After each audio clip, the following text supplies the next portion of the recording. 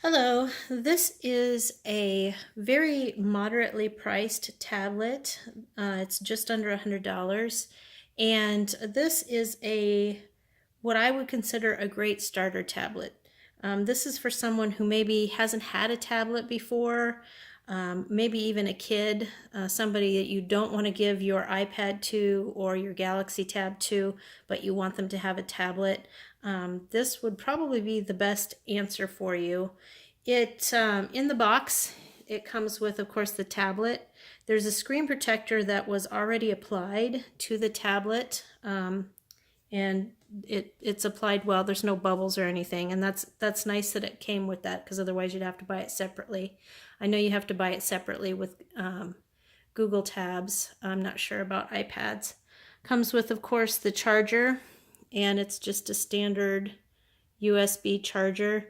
This is the old style charger. Android has now gone to a C-type cable, but this is the old standard, and I'm sure a lot of people still use this one. It came with a pair of earbuds. You've got a dongle here to plug into a cord that I think this is just to regular USB. I'm not really sure. At first I thought this was an HDMI cord, but I don't believe that it is. So I think this is just a standard USB perhaps. And then it's got a stylus, which I don't anticipate using. This is a little small, and I don't think I will probably use that, but it's nice it came with it. And then of course a user manual. The tablet itself is of course a 10-inch tablet. It's got a front end, rear facing camera.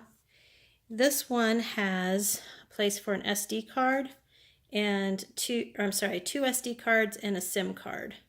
You need to supply those. It doesn't come with it. The backing of this is actually aluminum. This is actually aluminum. It's not plastic. So that was kind of nice. Let me put that back on there better. So yeah, that was kind of cool that they included it, especially for such an inexpensive tablet. So in order to turn it on, it was already on, it's just sleeping. You've got your power button there, and then your volume rocker button there, and then that's for an audio jack should you want it, and then the charging cord is right on top there. So let me just show you how it is. When I first got this, I thought that I would have to go through a setup process, and there was none, so that was a little different. So the first thing you're going to want to do is you're going to want to go to settings, and you're going to want to set up your Wi-Fi. So I'm connected to mine, and it worked really well. No problems at all doing that. And then the next thing you're going to want to do is you'll probably want to set up your accounts, maybe the date and time.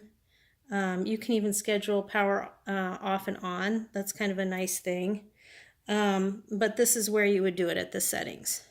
So when this comes, it has just these basic apps on it. I went ahead to the Google Store and I downloaded a few others just to see how it worked. I had no problems at all. Everything worked really well. I was playing a little game on it. The only issue that I ran into is that I couldn't download the Netflix app.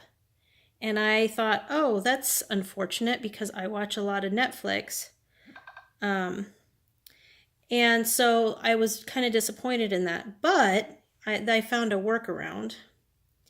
I just can access Netflix through the internet, and I had no problem. So that was a little bit unusual. I checked out some other games to see if they would work. Minecraft worked.